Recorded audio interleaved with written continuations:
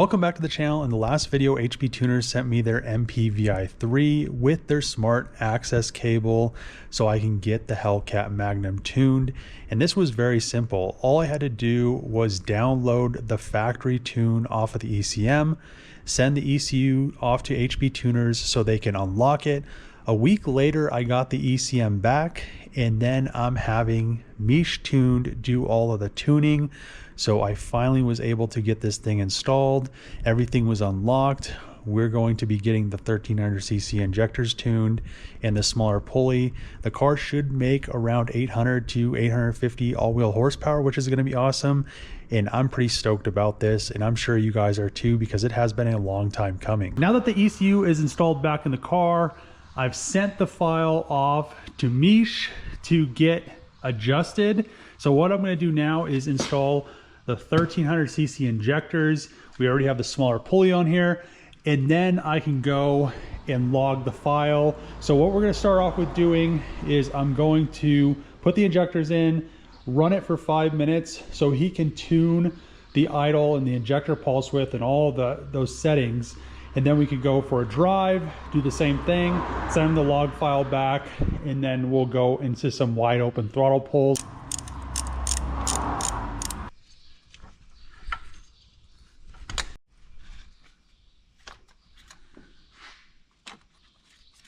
And one thing I'm going to recommend is that you stick a rag down here to soak up the fuel, so when you pull the injector, it doesn't go into the port. And also these clips right here, hold on to them because sometimes they shoot off. So you want to make sure you don't lose those. And now a bunch of fuel is going to come out. That's not too bad.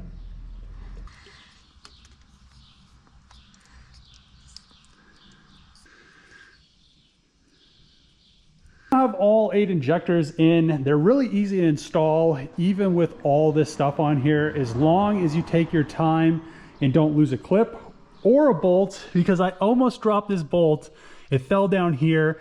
Luckily enough, these were still in, but it almost bounced down into that black hole. I probably would have never found it again. So what I'm going to do now is load the tune that I got from Mish, and we're going to then log her, fire up for 5 minutes, let her idle, and then send the file off. He'll do some adjustment, and then we'll get a file back. It's kind of back and forth, but if you can't get to a dyno, remote tuning does work as long as you follow the tuner's instructions and don't just go throw some injectors in, get a base map from them when they tell you to run it for 5 minutes, and then you go and do a full pull and blow it up. So let's load this tune really quick. I just finished downloading the tune from Mish, and what I'm going to do is I'm in the VCM editor. I'm going to open the file, and these are all of the revisions that we have done so far. And they're all, if you have a tuner, make sure they do it in a nice order so the next one is in the next series. So we have this one right here, V2. We're going to open it, and now it's ready to write. So as you can see, it has this red button right here for write vehicle. If it's not ready to write, it'll have the green button for read vehicle. I'm going to key the car on.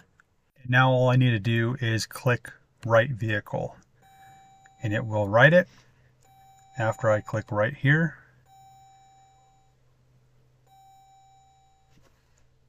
And it goes pretty quick to just turn the engine off and wait 10 seconds. So we're going to do that, or turn the ignition off, the engine's not running, and just hit OK. Now press OK, and your new tune is now wrote. So you just have to hit close. It's just write completed. All right, so now that I'm done with the VCM editor, we're going to minimize that, and now we have the VCM scanner. So what I'm going to do is I'm going to connect this to the vehicle, like so. It's going to connect through the OBD2 port. And what I want to do is I want to start scanning. So this will populate everything right here, everything that he sent me that he wants to see. And what I'm going to do now is I'm going to fire her up, let her idle for 5 minutes, and hopefully she sounds a little bit better.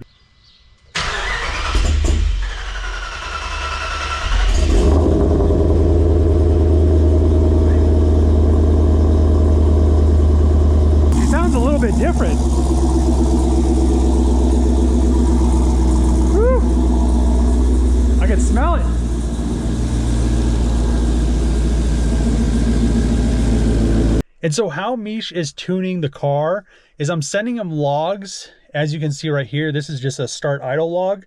And he's just adjusting for these pluses and minuses, where if there's something going crazy and the fuel trims are way off, if you have something way far off, you can see it in each one of these charts. You can see right here, we have O2, and it shows you everything.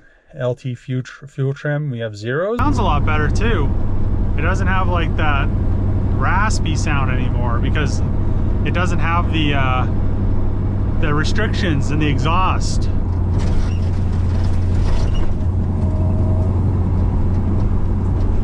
I didn't think it was gonna be raining.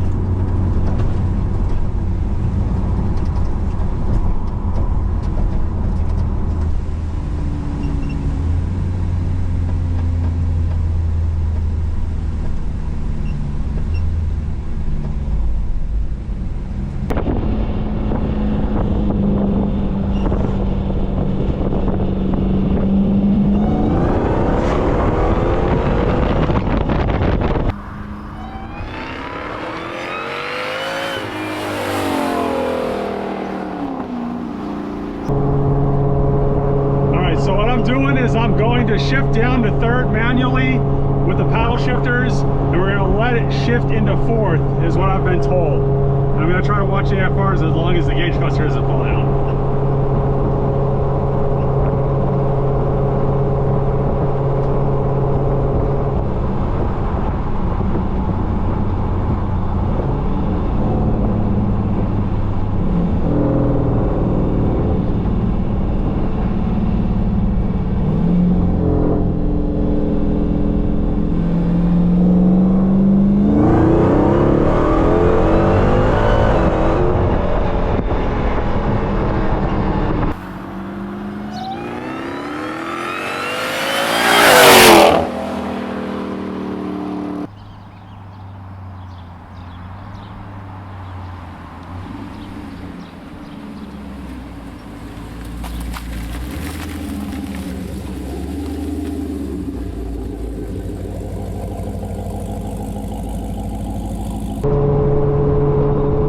My tape job holds the gauge cluster.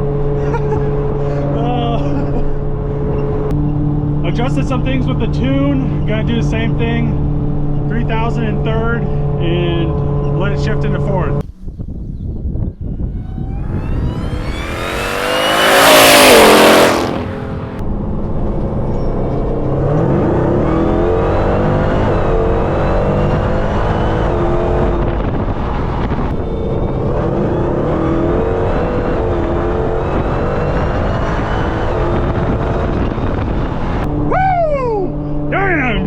I didn't even see what the AFRs were.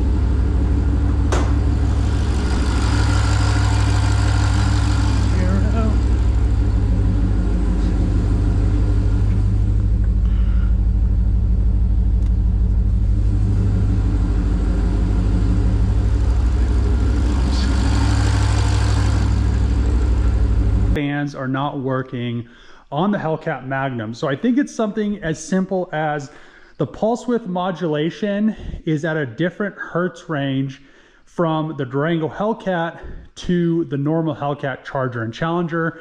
And that's why the fan from the Durango Hellcat works in here, but the brand new fan from a Hellcat Red Eye Charger for some reason does not. So I'm guessing it's just something with the pulse width modulation circuit. And after I figure this out, I should be able to finally resolve the issue, hopefully in HP tuners. So I have an oscilloscope. I haven't used this thing since college, and I need to buy a new battery for it because it doesn't work anymore. But I have the power cable, and it powers up with this still. So I'll probably end up ordering a battery for this, so this thing actually works handheld without it being plugged into a wall. All right, luckily enough, she still powers up with the plug. I've only used this for one semester of college. I'm surprised that the battery was dead at all, but it's probably because I haven't used it since 2012. That's a long time, Jesus. So let's get this connected with this right here. We're gonna use only one pin because that's how pulse width modulation works. And plug this into port A. I'm gonna set all this up before I start the car. And then all I'm going to do is probe the plug, which is down here. And luckily enough, I can just unplug this. So now I have everything set up. We have everything on port A. I have it connected to the pin for pulse width modulation from the ECM. That we're at 5 volts. I'm going to go to scope. We're going to go to readings on. This gives us everything up here. I'll show the hertz and the volts. And now I want to do reading. I want to come over to pulse width modulation. Enter. There we go. Then it gives you a little message of what you're reading. Pulse width modulation is designed for measuring on pulse width modulation signals like motor drive inverter outputs. So now we're set up. It's going to show everything we need to know. And I can close this. Now make sure none of these wires are going to get caught in the supercharger pulley. We're probably at like 70.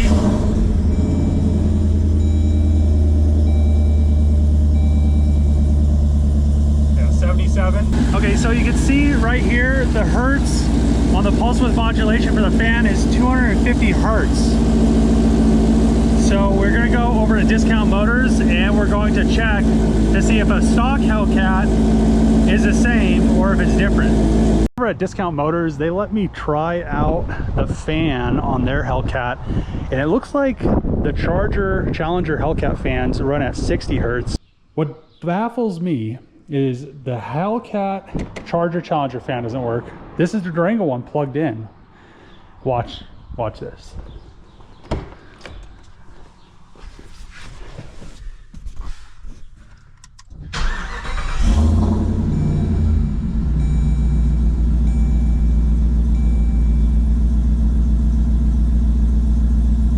Goes like she would on a factory Durango. So it can't be a dirty signal. See, it's working perfectly fine. I just don't understand why. I can drive it around as long as I'm moving. It's cool, and I have a 180-degree thermostat, but once I stop at a light, then the temp starts to come up. It starts to drop once I start to move again, but I want to be able to use the AC. I want to be able to have the fan work and keep it around 185 degrees because we're making more power. And that means we need a cooler. We need the engine to be cooler because the cooler can be really the only reason engines run at like 210 degrees is because of the emissions in the catalytic converters. So now that we're at a lower temp, we are going to be perfect. I just need to resolve this fan issue. It seems like the circuit's working. I think we just have a discrepancy between fans and the hertz range. Woo!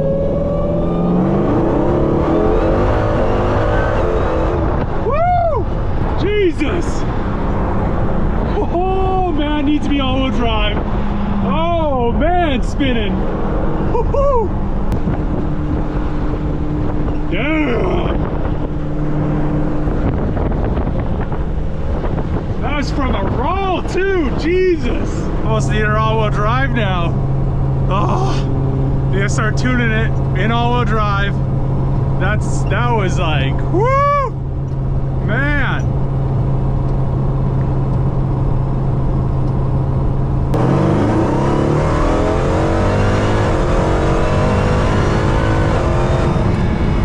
Big shout out to HP Tuners for helping me out with the Hellcat Magnum. And also a big shout out to Mish Tuned. I'll put a link in the description for Mish Tuned, his Instagram page and his social media, as well as HP Tuners. If you need to get an ECU unlocked, I'll put HP Tuners link in the description as well.